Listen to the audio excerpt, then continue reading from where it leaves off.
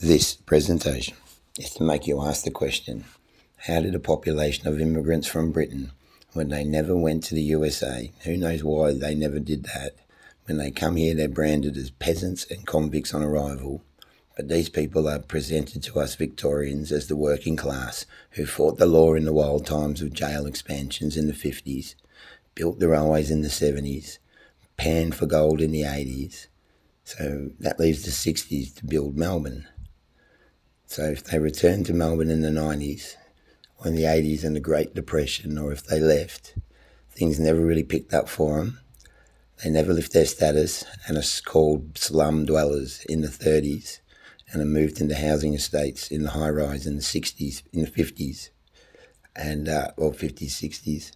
And then there's immigration, continental immigration with European multilingual people, and half us kids have an immigrant mother or father or both, and now it's a multilingual country.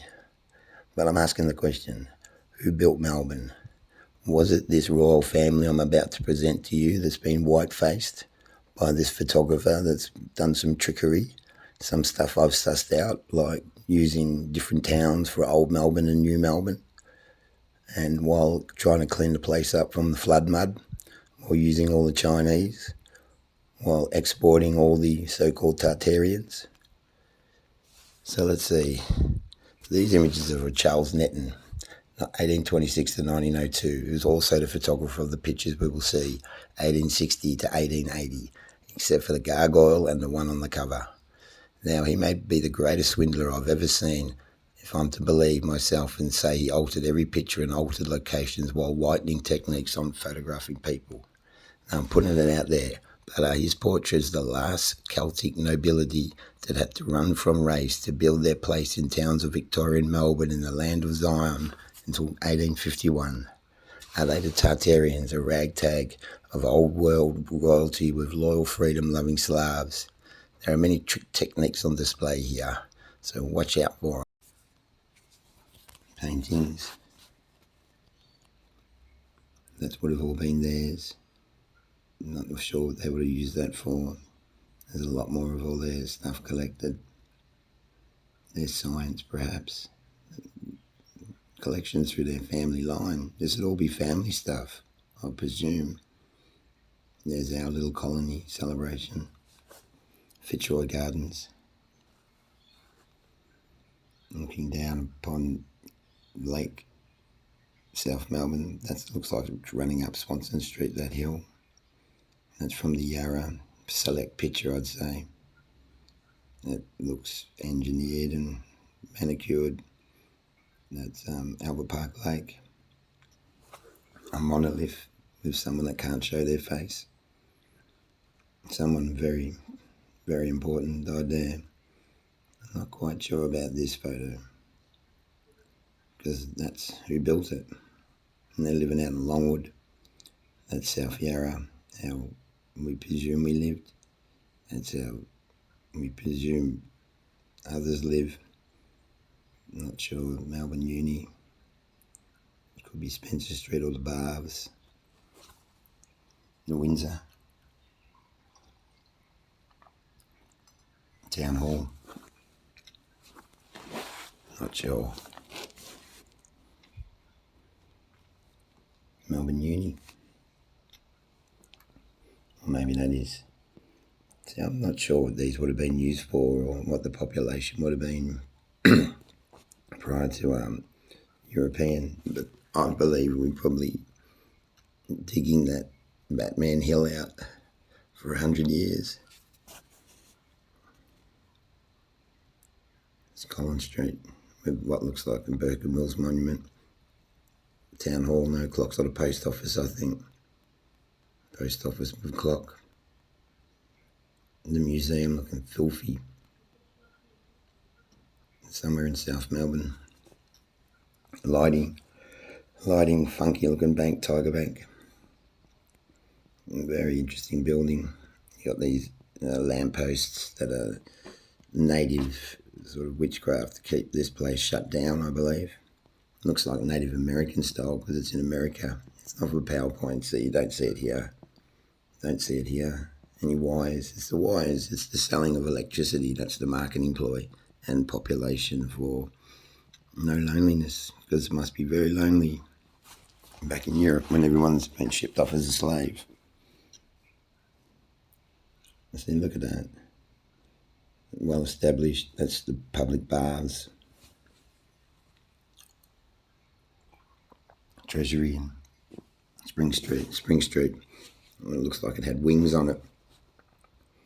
I mean, that's Treasury building. Collins Street. Now they're trying to make us think it's the 1820s.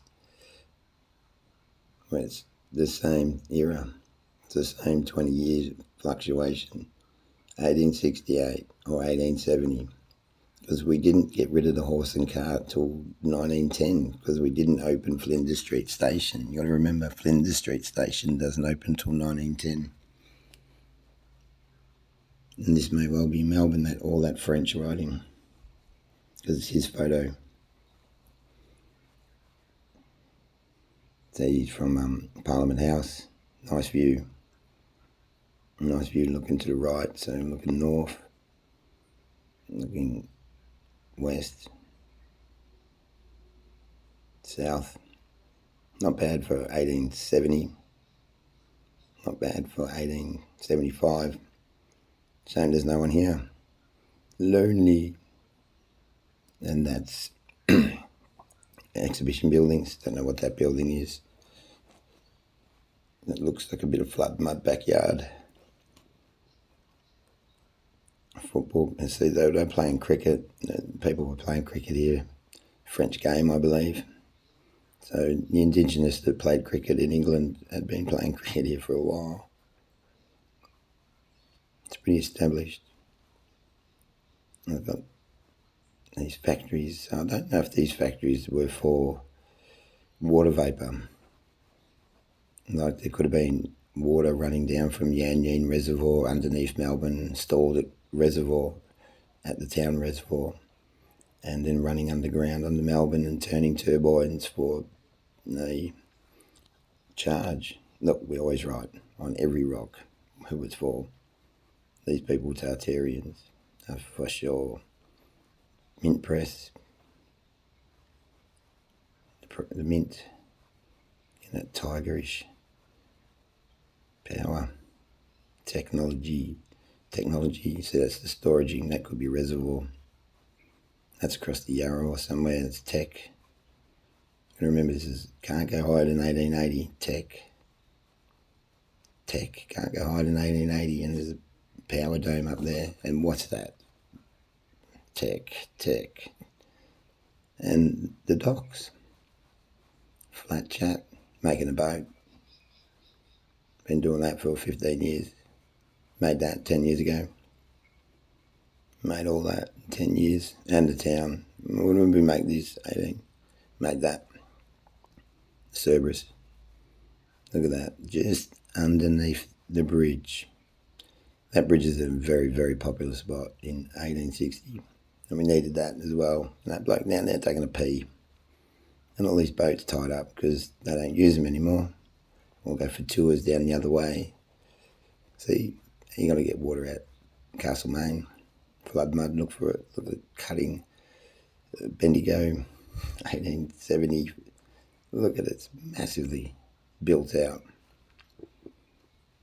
Sovereign Hill, 1880, Geelong. That's the goods yards, but they don't go into the goods. It's Melbourne. When it's full of mud, you can't see the Princess Johnson Street, Collingwood, includes the fake Melbourne. That's fake Melbourne.